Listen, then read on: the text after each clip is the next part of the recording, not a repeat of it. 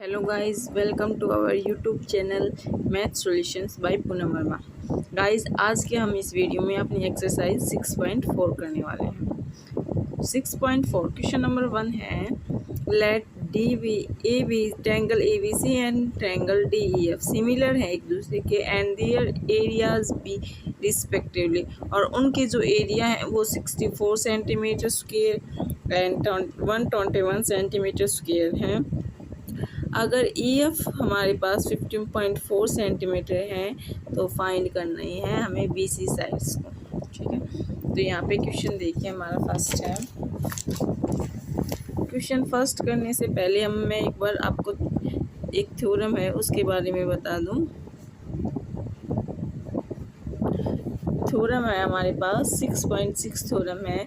उसमें कहा है कि अगर जब दो ट्रायंगल सिमिलर हैं, जैसे कि इसने दिया है, हम इस क्वेश्चन में ही करके आपको बताते जाएंगे। जैसे कि हमारे पास क्वेश्चन फर्स्ट है, ये है हमारे पास ट्रायंगल ए बी सी, ये है triangle D E F.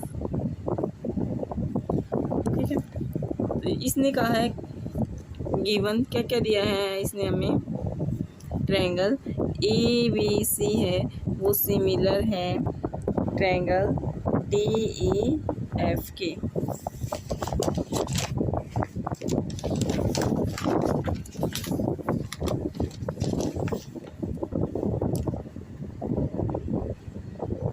Similar है ट्रायंगल डी ई एफ के।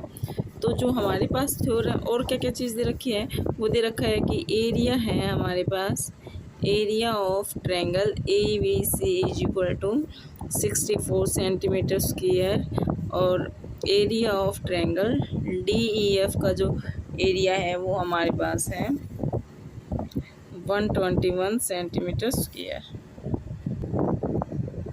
और साइड ई एफ दिया है इसने हमें 15.4 सेंटीमीटर। ठीक है, फाइंड करना है हमें कौन सी साइड, बी सी साइड पर। तो अब सबसे पहले हम थ्योरम लगाएंगे। थ्योरम 6.6 है वो हमारे पास। अब क्या कहते हैं सुनिए, जब दो ट्रायंगल एक दूसरे के सिमिलर होंगे, जब दो ट्रायंगल एक दूसरे के सिमिलर होंगे तो जो उनका एरियाज़ का जो रेशो है, उन दोनों का एरियाज़ का जो रेशो होगा वो इक्वल होगा उनकी कोरस्पॉन्डिंग साइड्स के रेशो के स्क्वायर के इक्वल होगा। जैसे कि मैं आपको दिखा दूं क्या कहना चाहता है कि area of triangle A B C और अपॉन में area of triangle D E F, इन दोनों के जो एरियाज़ हैं उनका जो रेशो होगा वो इक्वल होगा उनकी कोरस्पॉन्डिंग साइड्स के रेशो के स्क्वायर की इक्वल। जैसे इसकी कोरस्पॉन्डिंग साइड्स ए है, ए बी, और इसकी हो गई डी ई, इनका स्क्वायर के इक्वल होगा। तो एक के ज़रूरी नहीं है, तीनों के भी हो सकता है, इसके इक्वल हो गया। फिर दूसरी वाली साइड ए सी और डी एफ, ए सी अपॉन में डी एफ के होल स्क्वायर, और फिर इक्वल है बी सी अपॉन में ई एफ के होल स्क्वायर्स के इक्वल। अब हमारे पास क्वेश्चन में क्या क्या चीज़ है, एरियाज़ दे रखा है, दोनों ट्रायंगल्स के एरियाज़ भी मिल गए हमें। फिर क्या दे रखा है, एक साइड दे रखी है, ये वाली साइड और ये वाली निकालनी, तो हम इन दोनों को मिस कर देंगे, इन दोनों को लेंगे। ठीक है, तो area of triangle A B C का कितना है 64, और इसका कितना है 121, और इक्वल है बी सी अपॉन में ई एफ 15.4, इसके होल स्क्वायर के इक्वल। तो मैं क्या करूँगी, अब दोनों साइड रूट कर दूँ इस स्क्वायर्स को ख़त्म करने के लिए। तो यहाँ से मैंने किया है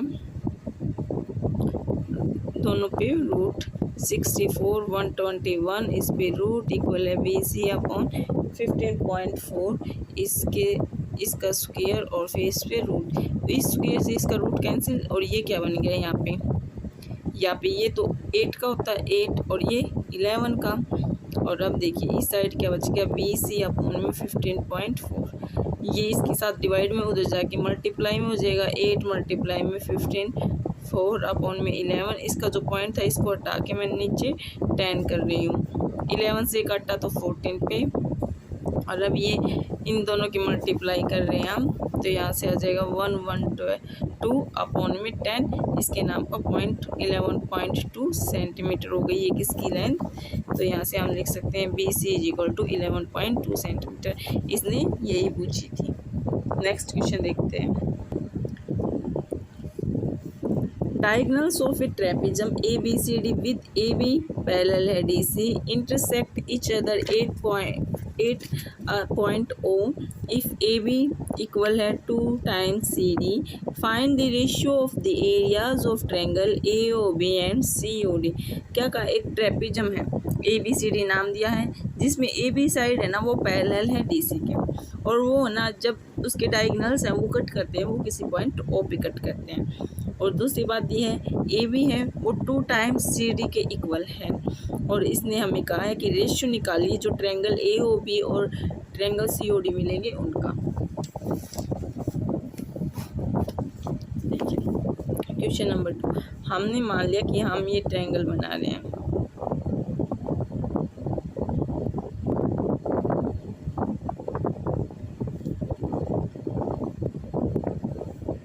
नाम दे दिया मैंने इसका ABCD, ठीक है।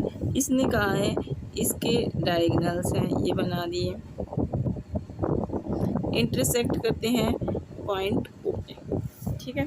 और अब हमें निकालना क्या है, पहले तो हमें इन दोनों ट्रायंगल्स को, कौन कौन से ट्रायंगल्स को, इस ट्रायंगल की बात की इसने और इस बड़े वाले ट्रायंगल्स की बात की, ठीक है। तो यहाँ से देखिए जो जो चीज़ दिया गया है,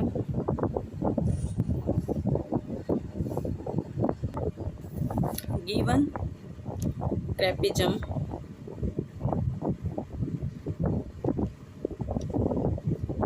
कौन सा ट्रेपेजम दिया है ABCD, और क्या दिया गया है V है, जहाँ पे AB साइड है वो पैरेलल है, किसके पैरेलल थे DC के, और दूसरा पॉइंट दिया है इसने हमें AB इक्वल है 2 times CD के, ठीक है। अब हम यहाँ से इन दोनों को सिमिलर प्रूव करने की कोशिश करेंगे। तो यहाँ से देखिए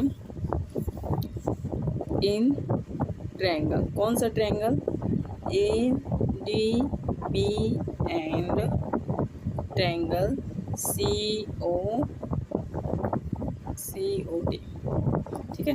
इस नीचे वाले ट्रायंगल में AOB एंड और इस ऊपर वाले ट्रायंगल में, ठीक है।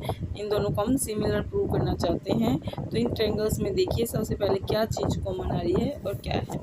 तो यहाँ से देखिए क्या ये एंगल हमें इस एंगल के अपोजिट दिखाई दे रहा है, तो यहाँ से हम लिख देंगे एंगल AOB इक्वल है एंगल COD के, क्यों है vertically opposite angle, opposite angle है, ठीक है। एक तो ये हो गया, और दूसरा देखिए हमारे पास एंगल ABO। अब देखिए जैसे कि ये हमारे पास ये दो पैरेलल लाइन है, ये इसकी ट्रांसवर्सल लाइन है, क्या ये एंगल इस वाले एंगल के इक्वल नहीं होगा? क्यों होगा? क्योंकि ये अल्टरनेट इंटीरियर एंगल है। तो यहाँ से हम लिख देंगे ABO, एंगल ABO इक्वल है एंगल CDO के, क्यों? अल्टरनेट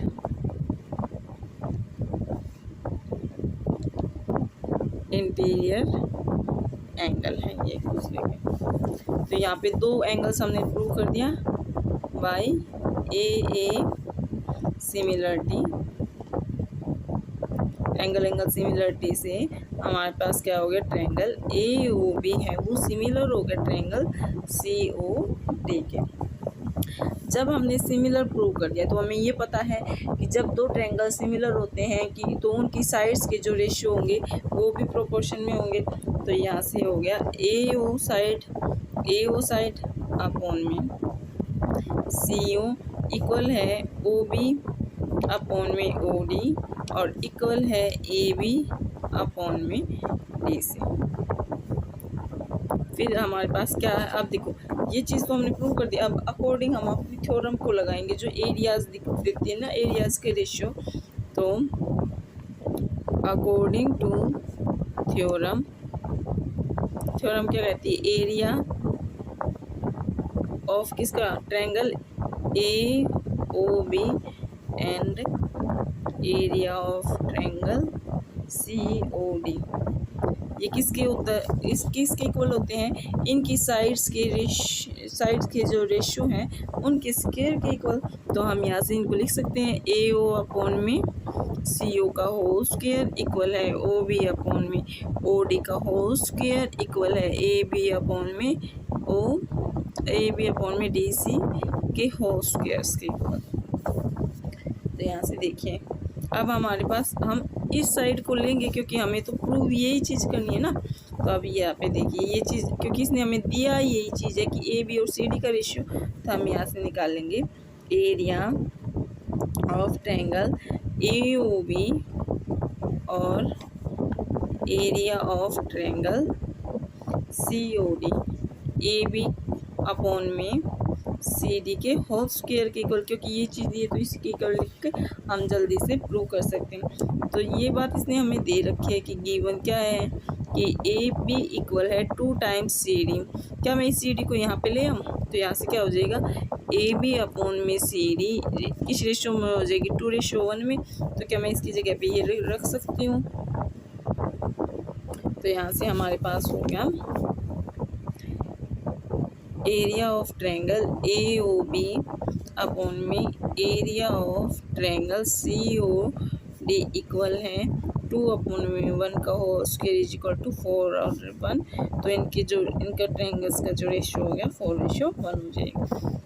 यहाँ पे क्वेश्चन नंबर 2 खत्म होता है। क्वेश्चन नंबर 3 देखते हैं। क्वेश्चन 3 है हमारे पास, in given figures 6.44 ABC and DBC are two triangles on the same base BC. If AD intersect BC at O, show करना है हमें area of triangle ABC and area of DBC equal होगा AO upon में DO को, जो हमें diagram दिखाई दे रहा है ये देखिए। अब इस क्वेश्चन में इसने हमें ये भी नहीं बताया कि ये दो ट्रायंगल सिमिलर हैं, कॉन्ग्रुएंट हैं, कुछ भी नहीं बता रखा।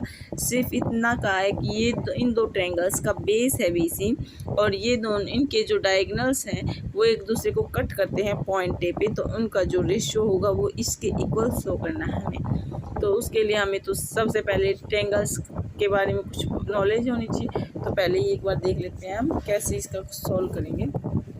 तो इसने हमें ट्रायंगल के बारे में कुछ नहीं दिया, तो हम सबसे पहले इसका ट्रायंगल्स के एरिया निकालने के लिए इनका हाइट निकालने की कोशिश करेंगे। तो देखिए इस क्वेश्चन में हम मान लिया कि ये इसकी हाइट है यहाँ पे, और इस वाले ट्रायंगल्स की हमने मान लिया कि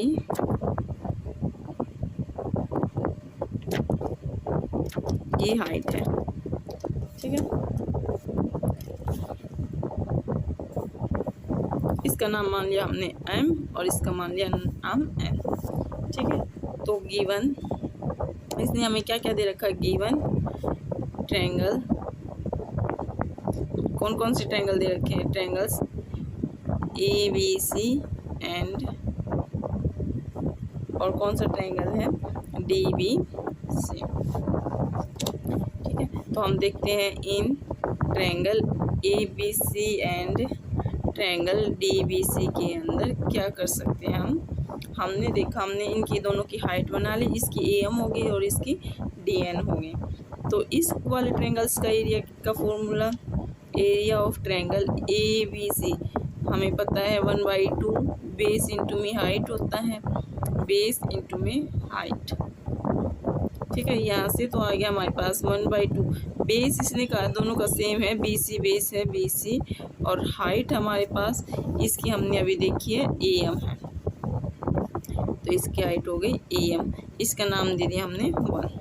अब हम दूसरे ट्रायंगल्स का एरिया निकाल रहे हैं। तो यहाँ से क्या हो जाएगा, एरिया किसका, ट्रायंगल DBC का is equal to half, base कितना है BC और इसकी हाइट कितनी है DN, तो DN, इसका नाम दे दिया हमने equation 2।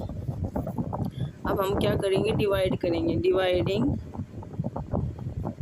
Equation 1 by equation 2 we है। तो हमारे पास इक्वेशन 1 को इक्वेशन 2 से हम डिवाइड कर रहे हैं, तो यहाँ से क्या आ जाएगा, area triangle A B C का और अपॉन में area triangle D B C का किसके इक्वल हो जाएगा, 1/2 मल्टीप्लाई में बी सी इंटू में ए एम और अपॉन में 1/2 मल्टीप्लाई में बी सी इंटू में डी एन।